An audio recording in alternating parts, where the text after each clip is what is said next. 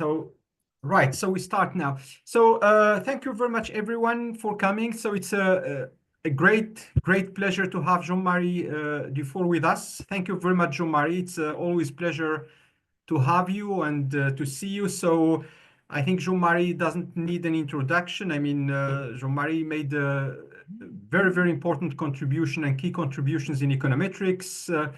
If I, publishing in top journals, many econometricas, etc. And so if there is something that I can say about Jean-Marie is his great contributions to finite sample, doing estimation and inference with the little of assumptions.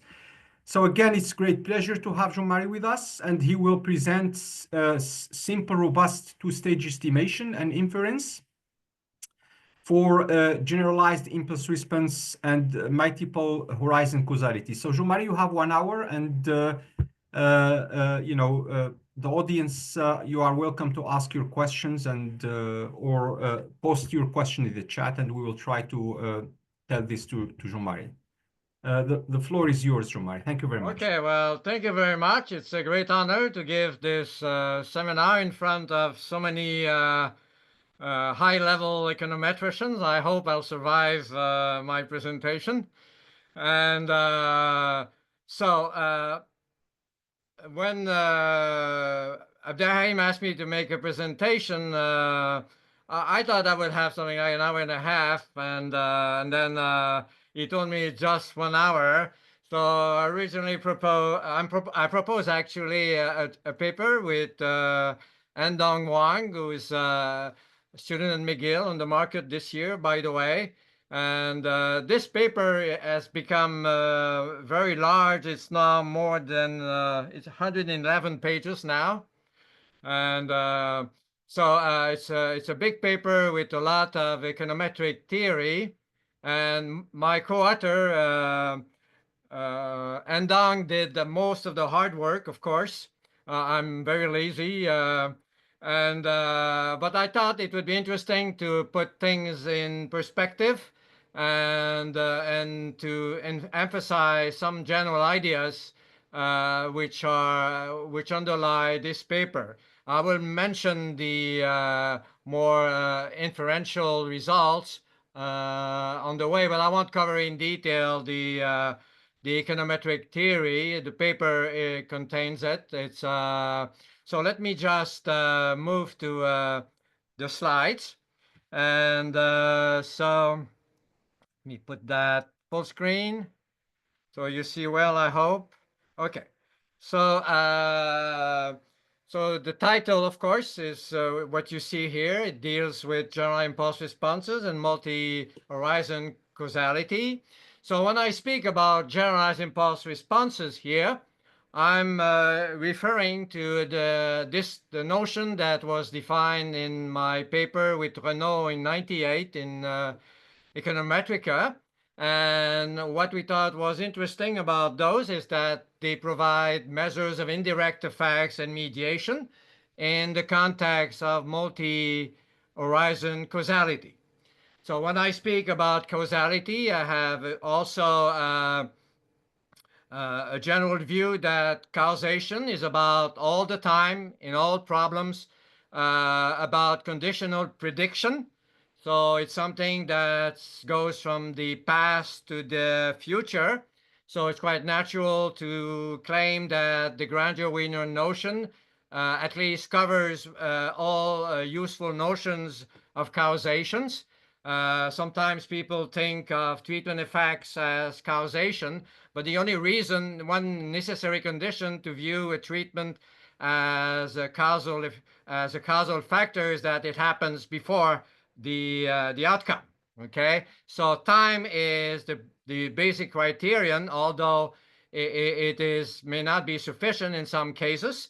But when I speak of shocks here in this paper, I'll be speaking about shocks with respect to the past, which means that they're typically relatively well identified as opposed to so-called structural shocks obtained through various procedures like orthogonalization or IV methods, and and I'm not apologetic about that. Many econometricians like to emphasize structural shocks.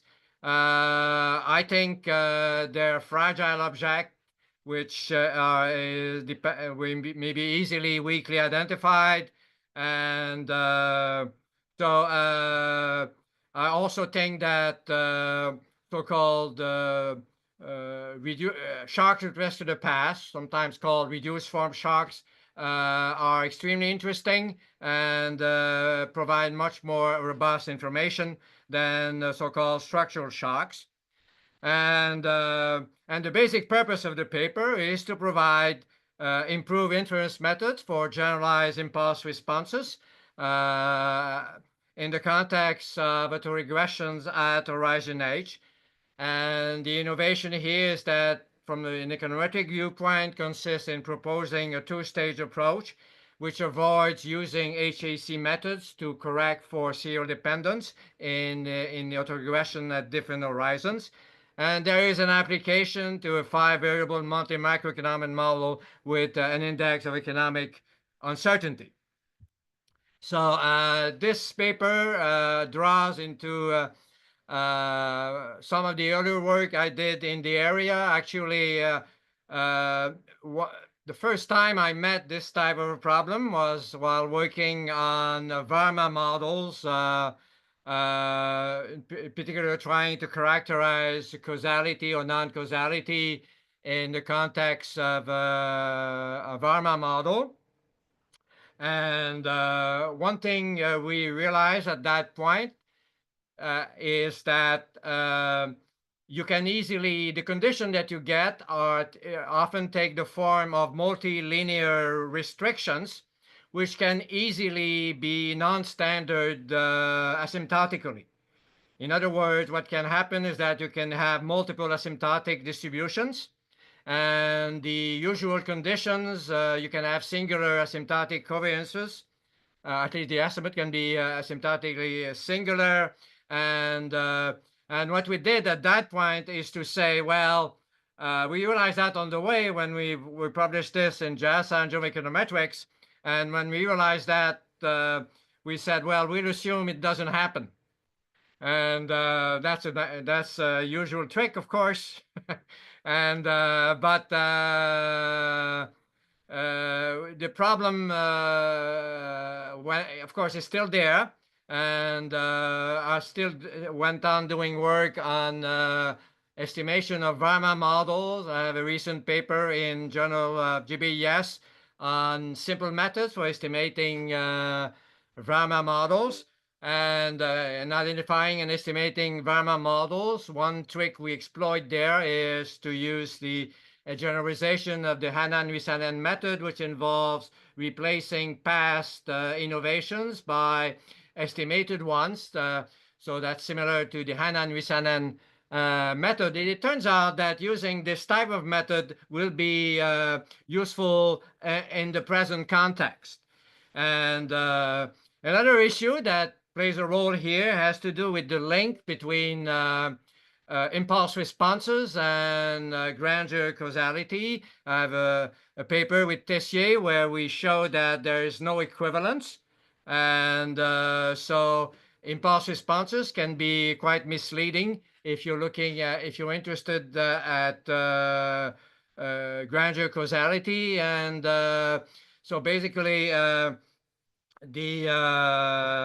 one has to be careful when you're working. Impulse responses are linked to causality, but they only capture part of the information.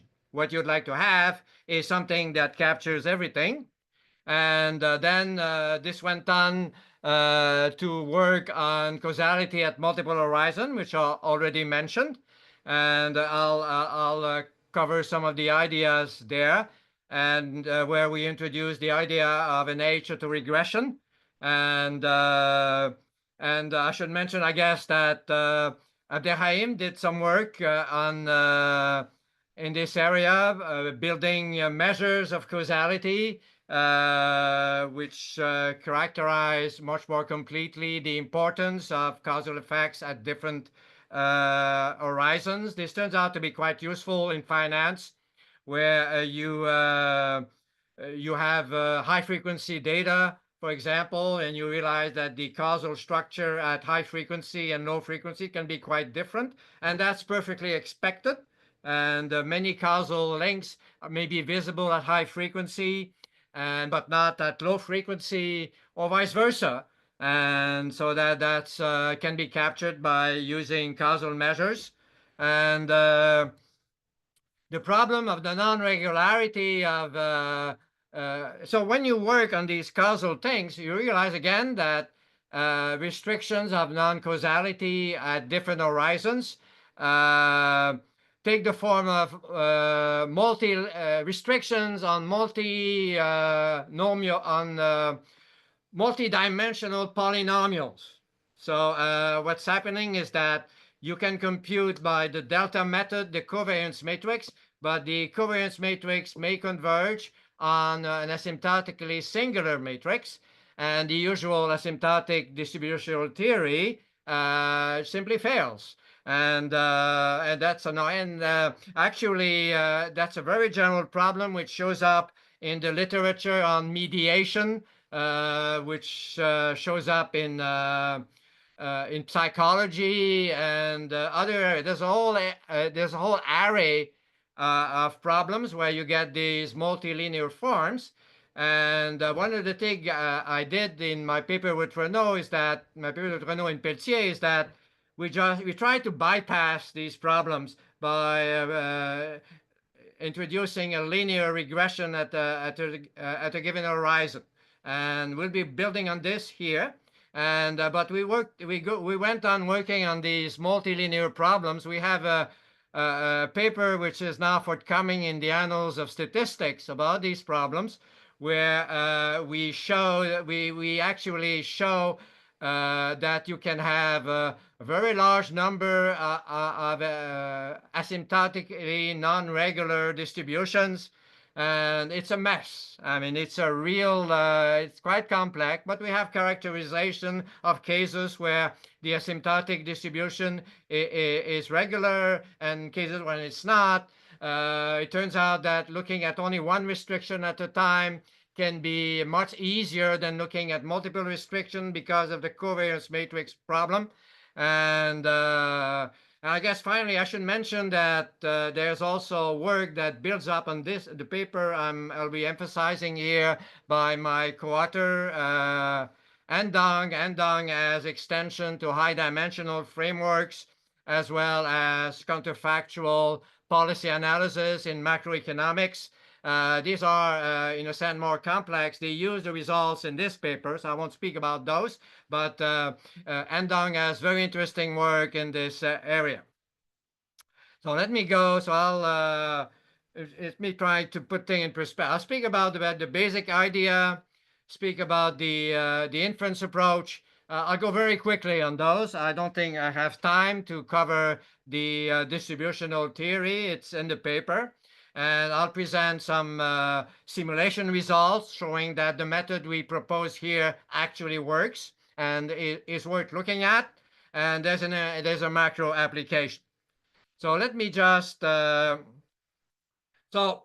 let's suppose we are in my paper with Renaud, we look at an infinite order VAR, but it's easier to work on the finite dimensional VAR, which you always do in practice, of course. And of course, gradual causality in this framework can be described as being a property of predictability. So the gradual notion is about predictability at horizon 1, and we look at predictability at different horizons in our paper. So in fact, it's pretty easy to see that pretty much any causal statement, even so-called with data for non-dynamic framework, can be written as in terms of such projections, okay? And of course, we know that if you have an AR model under certain assumptions, it can be inverted, and you get the moving average representation, and these U's here, the coefficient of these U's here can be interpreted as usually called impulse responses. And so, of course, the impulse response notion refers to a coefficient on a latent variable. So you see immediately there's something fishy there, because a latent variable is a variable you don't observe, and it would be nice to characterize the coefficient of the moving average representation as coefficient in a regression with observables. And so in my paper with Renault, 98, and and my other papers with Pelletier and Renault, we prove this. We prove we give a general expression for the projection of yt plus h, where h can be bigger than 1 given information available at time ft. Any causal statement is conditional on an information set. If you change the information set, you don't get the same causal properties, and that's perfectly normal. I mean, that's expected. And there's no such thing as a fully non-parametric notion of causality. And one of the, so we studied these in detail, and one of the results we showed there is that the first of these coefficients here, the coefficient of the most recent value, can be interpreted as Sim's impulse response. Nothing else than that.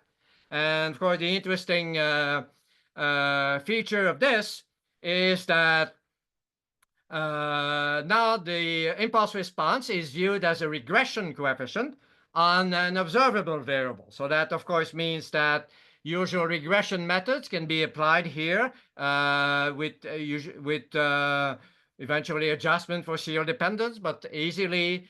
So this is the result that we gave in 98, and of course that immediately lead to the proposal of using linear regression methods to estimate and test these coefficients. I should mention here that the UTs in the model may or may not be orthogonalized. These results do not depend on the assumption of the covariance matrix. If the covariance matrix of U is orthogonal or has been orthogonalized by some procedure, these coefficients may be interpreted as structural impulse responses. And but that's not needed. And personally, I'm not a fan of structural impulse responses because of their identification fragility. I should also mention here that the first coefficient here, psi h, was also called a generalized impulse response by Pesaran and Chen. And so basically what's happening is that this one here can be viewed as the impulse response of Pesaran. They have proposed this terminology the same year.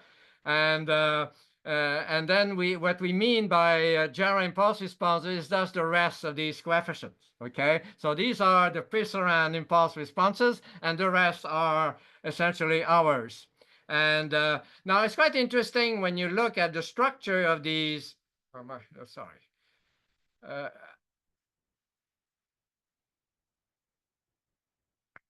Okay, when you look at the structure of these coefficients, you can get all sorts of quite interesting recursions.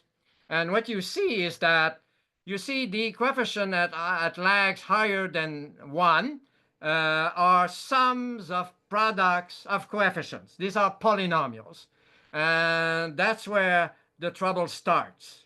And because these can have lead to restrictions, nonlinear restrictions, and you can have rank failure in the asymptotic distribution under the null, and you can have many different ones as well.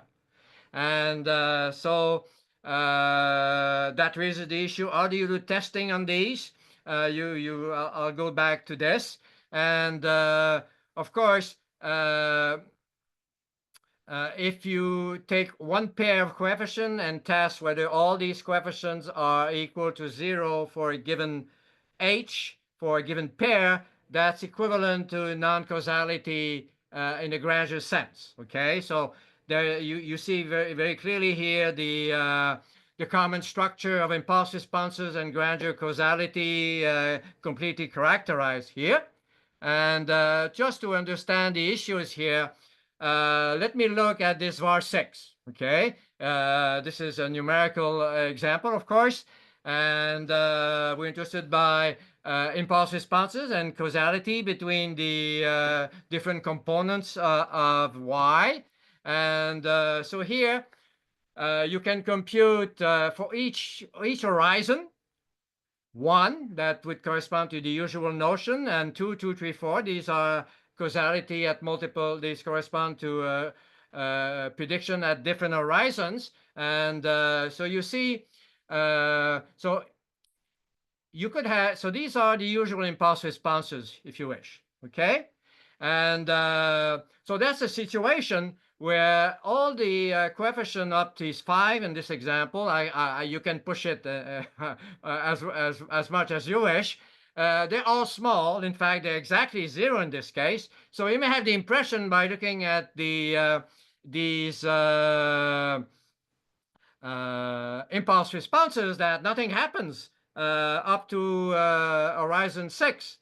But that's false. Something starts happening at well, in fact, at 6 and further on. And what's happening here is that you have mediation. You have indirect effects that show up. So X1 has an effect on X3, which may have an effect on X4. And then later on, 4 periods later, there's an effect on X2. Okay? And this is what's sometimes called mediation in the statistical causal literature. And but you see, the usual impulse responses here are 0, but you see the other ones here, the higher order ones, are not 0. What that means, in fact, is that these high order coefficients indeed capture mediation. They capture indirect effects. And you see that immediately. So that's one, I guess, one reason these coefficients here, which have been neglected in the VAR literature, are of interest. So you see what's happening eventually through hidden channels. Okay?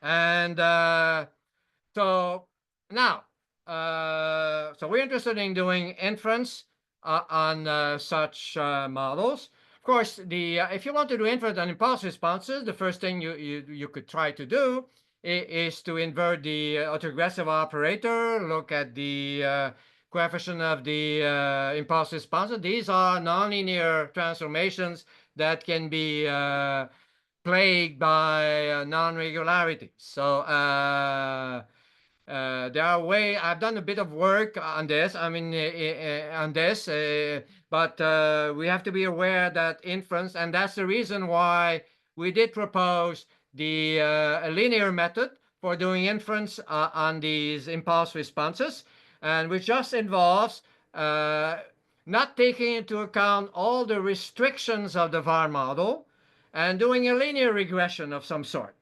Okay. And so we propose, to just doing a regression of yt plus h on yt minus 1, and so on. We call these H2 regressions. And these were later on called local projection in the VAR literature. It's basically the same basic idea. I mean, they rediscovered what we had discovered 10 years earlier, but that happens sometimes. And but anyway, what's happening there is that when you look at these regressions, you have errors which have a moving average. You must take into account. And there's various ways you can try to use. We have one, you can use HAC type estimator. We have a more restricted form in our in the paper with Pelletier. And there's been a lot of activity on in this stuff in recent years.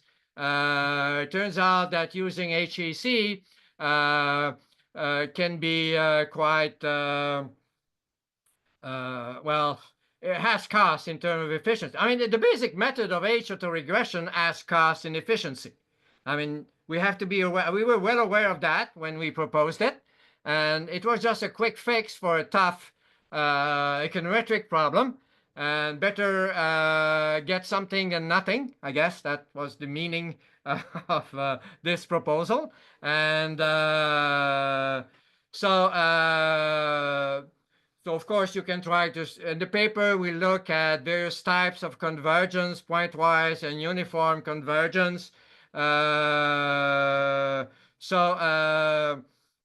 been a lot of paper in, as I mentioned, by Olia, Plagbach, Müller, Montiel, and other ones, and they focused on inference on the first impulse response, which I believe does not capture can be a very rather misleading way of looking at things. And I want to review in detail. Basically, we're looking at the more general problem here, and so what we do is that we pose an alternative way of characterizing these impulse responses. And actually what we do is that we propose a two-stage estimation method, and which replaces some of the lagged wise by estimated innovations. And that turns out to, in my view, to reduce multicollinearity issues, which are common in this in dynamic regressions. And it turns out that this provides more accurate estimates, and inference is relatively easy. I should mention here that I'm not per se a fan of IV methods. I have a recent paper with Firmin Dufour in Journal of Econometrics where we show that, for example, in the context of simultaneous equation model, the IV method can easily be less efficient, is typically less efficient, has a bigger variance than a well-asked method.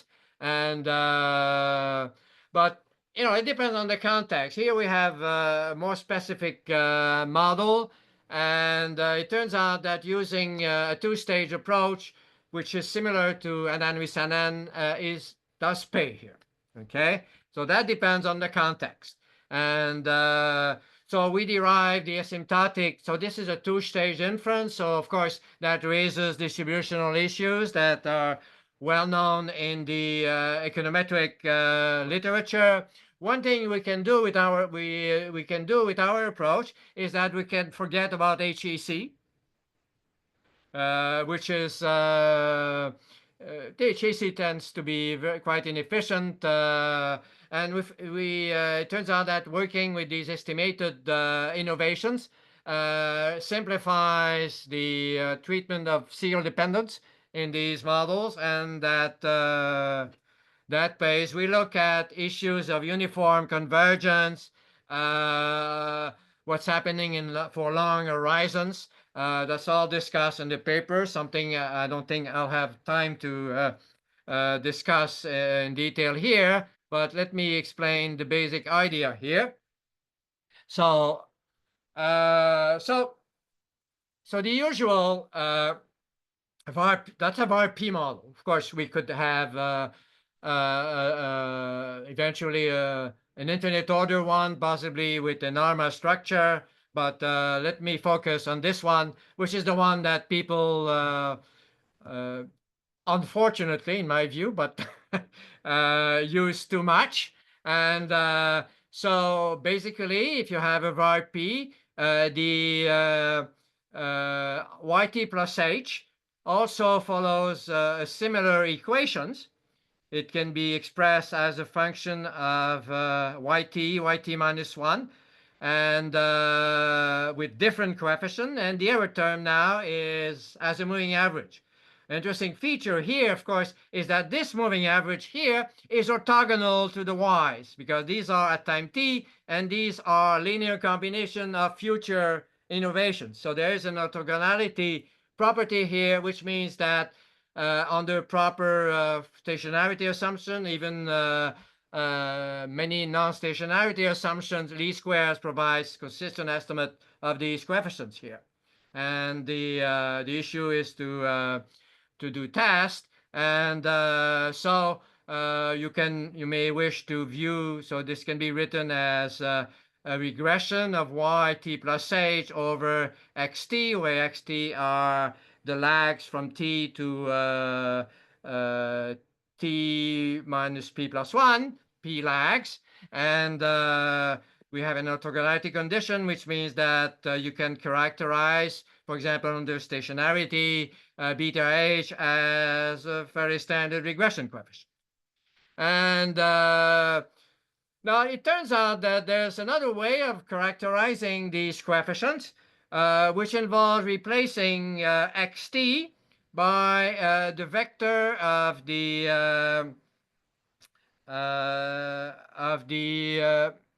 lagged innovations. Okay. One interesting feature of the lagged innovations is that, so you see the xt's typically have a lot of persistence. So that means that you have a sort of collinearity there, which will could be consequential. Okay, it will make estimates less precise because everything moves together.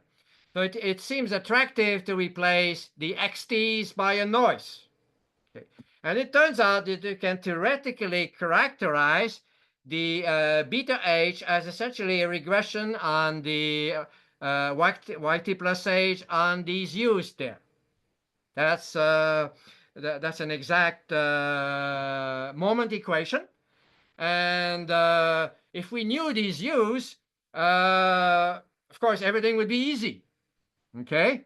And the problem, of course, is that we don't know these u's and the innovations. And what we'll do, of course, is replace these u's by u hats, which can be estimated from the first stage autoregression, the usual VAR model. And of course, this creates a problem of estimated parameters. And one of the things what we do in the paper is that if we replace these u's by u hats, you still get asymptotically valid inference, and you can get valid standard errors and all that. So that's where the innovation is. And we have, and then okay.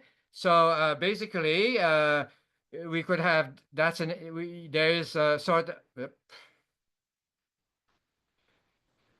there is an infeasible estimator with the theoretical errors and a feasible one, and the exercise, the econometric exercise of the paper consists in showing that, well, if you replace the infeasible u by u hats, you're still in business.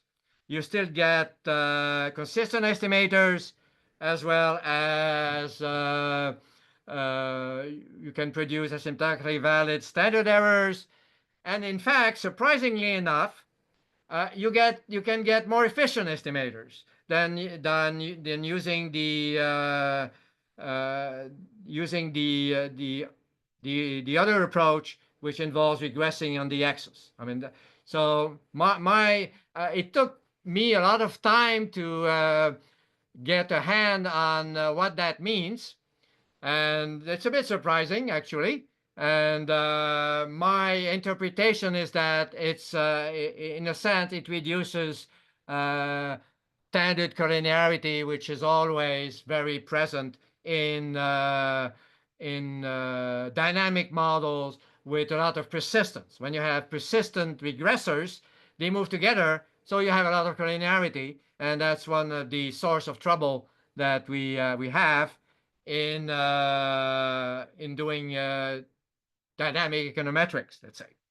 Okay, so there's another issue that shows up in this framework, which we actually faced in my paper with Pelletier, which has to do with the fact that, well, when you estimate the VAR and the variables are integrated, the usual asymptotic distribution is non-standard, and you get the unit root asymptotic, and it's quite messy, as we know. It depends. I mean, you can get all sorts of different asymptotic distribution depending on the context, depending on the restriction you want to test, and all that.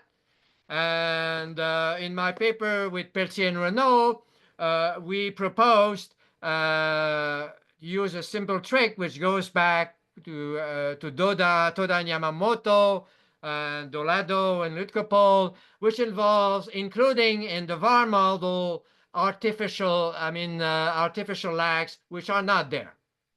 So you do everything, you test everything as usual, but you have this extra regressor. And it turns out that this extra regressor puts enough of noise in the system to make the asymptotic distribution regular. So you don't need to worry anymore with the non-standard asymptotic.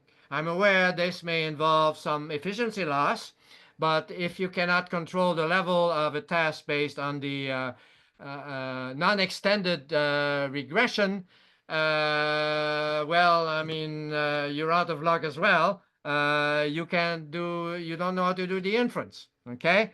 So, or it will be very complicated, okay? And so basically you add, basically what's happening is that if you think you have the process is integrated of order 1, okay, you need 1 extra lag. If you have a p, you estimate the p plus 1, and that solves everything. And if you have integration of order 2, you add 2 lags. In fact, you can deal with integration of order 10, then you will have to add many more lags. It's not empirically relevant. The only order of integration that are relevant in practice, I think, are most of the time it's 1, sometimes 2. If you're working on inflation, maybe sometimes you need 2, but that's it. And the trick consists in proving that this works in our modified framework here, which is done in the paper. We have a proof for the case we've already used in our original paper, and that's the point. So solving non-stationarity becomes straightforward in this framework. That's the point here. You can do everything with linear regression. All you need is 1 extra lag. And so then the rest of the exercise, which my co-author did most of the work on, it has to do with showing that the estimators you get in this way are asymptotically normal, consistent. You can compute the asymptotic covariance matrix if you wish.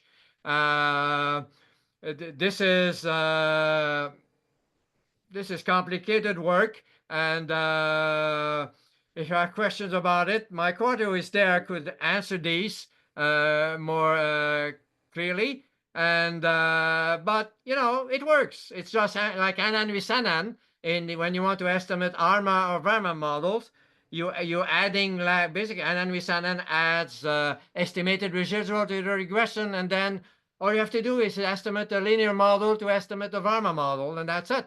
And in my paper with Pelletier in 2022, we show that this works in a weak VARMA framework. And similar trick works here. And so that's very nice. And so I don't want to go. So of course, the assumption you need are, fairly standard assumption of martingale, mean independence, all the standard framework that we'd use in this setup is used here. And there's a lot of algebra you need to do on the parameter space to get things on hand. I can't speak about this stuff in this presentation. And so we have assumptions on existence of moments up to order 8. Personally, I think that's a bit an overkill. It allows you to use central limit theorems. If you're ready to do a bit of simulation, I think these assumptions can be relaxed fairly easily. And but let's say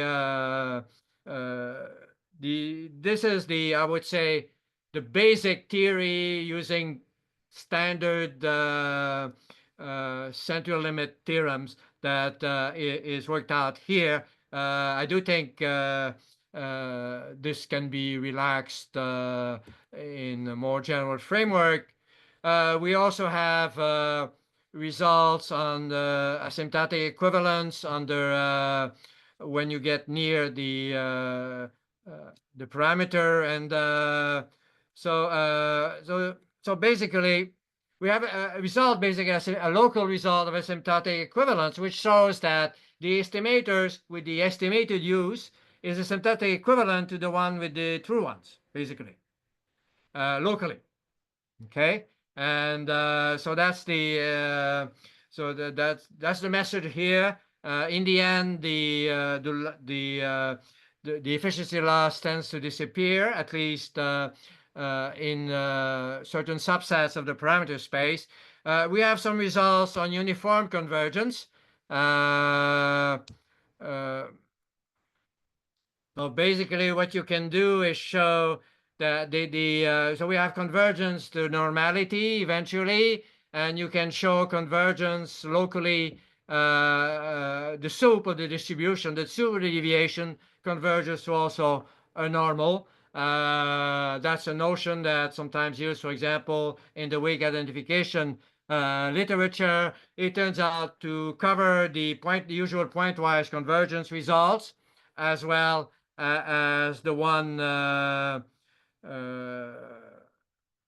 the uniform result that we're using. So we have the general theorem, which actually shows both pointwise convergence as well as a uniform convergence locally to the true parameter.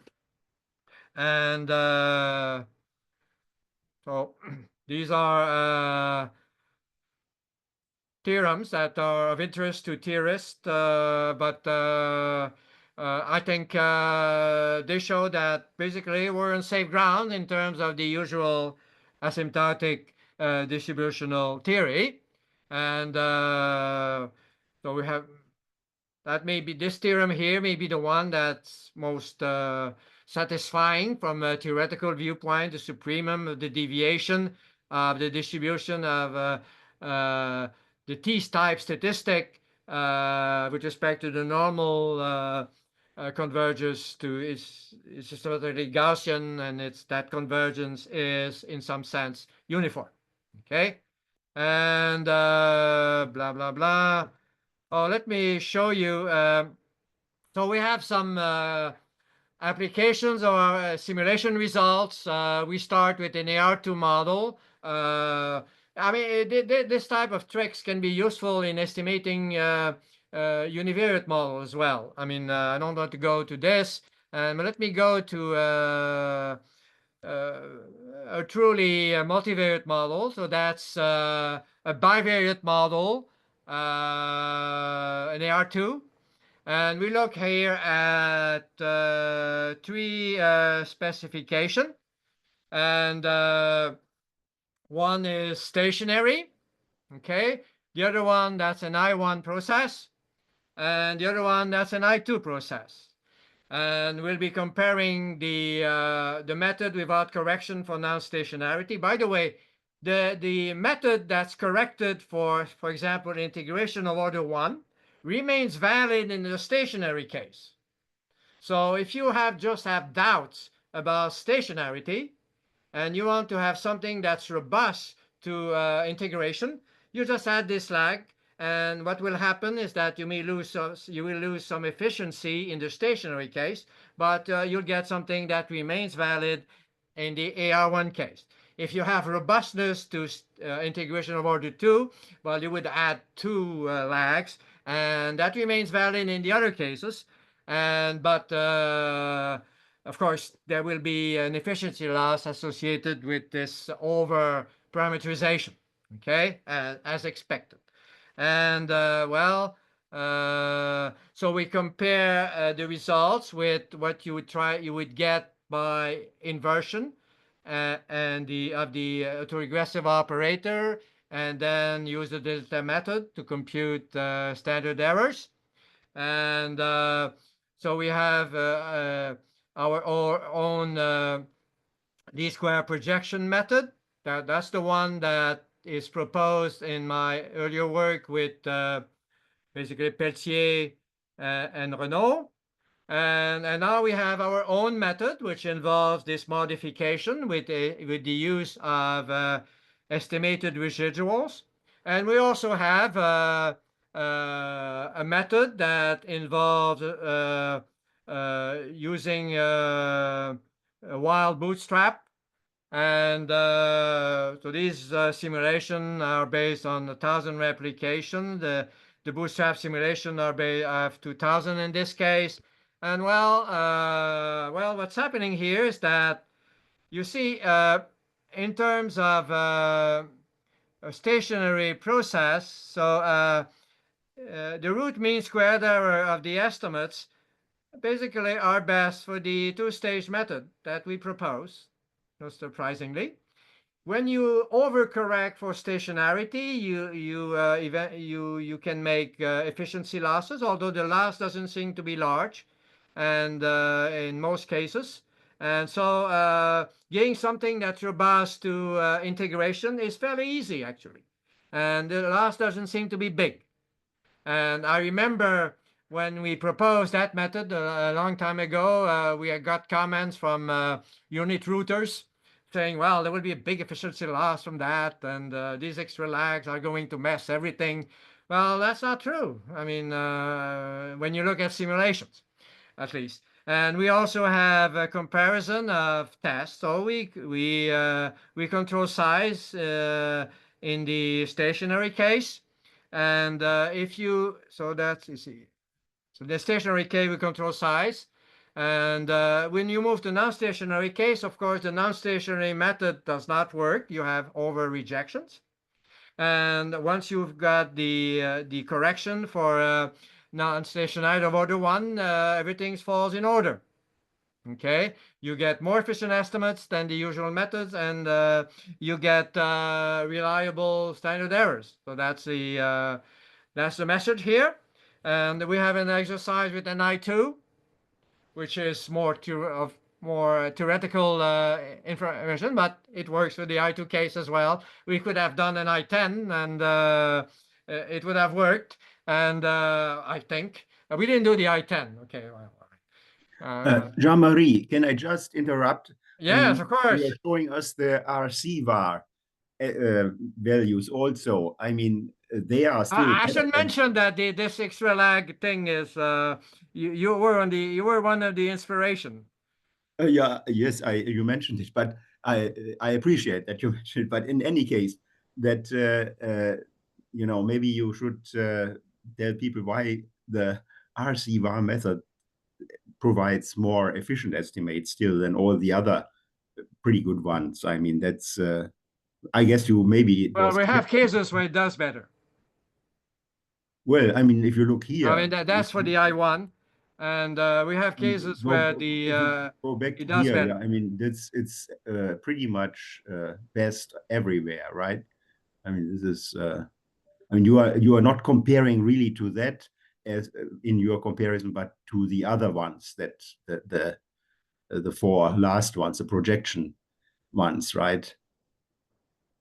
Well, the projection one here, for example, we're doing better size control in particular here. Okay, yeah, but in any case, I was just these red lines, they seem to indicate that's the best Yeah, one. these are It's in a not sense really quite the the best compared to the yeah. RC VAR, right? Okay. Okay. Okay, thanks. So the method works, and when we have an application, how much time left, Abderrahim? So it should be around 5 minutes, 8 Okay, minutes. well, we I would have say this. 8 minutes. Yeah. So we have an application of this approach to a macro model, which includes well, a 5-variable, that's a monthly model. And maybe we cheated a bit. We took a monthly model as opposed to a quarterly model. And but there's an index of economic activity, inflation, unemployment, the federal funds rate, and plus a measure of macro uncertainty, which was of course, which may be of interest if you think that uncertainty an impact as a macro impact. We look at data from 1987 to 2023, and of course, the pandemic is there, the financial crisis is there, and of course, the pandemic. The pandemic produces big deviation. These are big shocks. So it would be of interest to see whether macro uncertainty matters in the context of our model. And basically, we have so these are wall test statistic on these, and let's see, the blue. So this is 1987, 2019, and when you take the pandemic period, and then the pre-pandemic period and the post-pandemic period, and the join, you see that these coefficients can look quite different. And basically we look at impulse responses at different lags, and we also perform causality test and causal. As you see, many people these days do not do gradual causality test. That's a mistake, and because basically all the information is in the table, and the columns correspond to impulse responses, a special type of counterfactual, and the columns, sorry, are the impulse responses, and the rows correspond to coefficient that characterize causality. If you have a 0 row, it means that there's no causality at a given horizon. So we have tests for grandeur type causality at different horizons here, and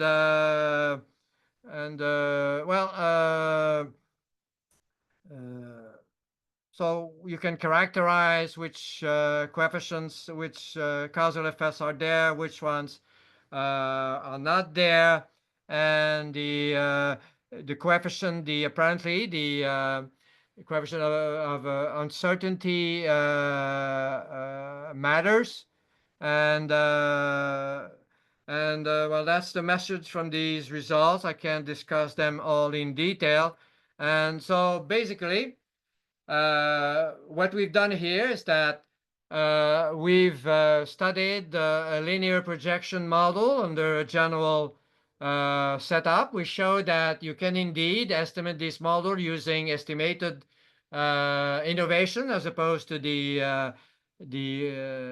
observed values, and we show that this method can yield not always, as Helmut mentioned, but can yield more efficient estimates as well as more reliable test. And there's some standard study of the asymptotic distributional theory here. And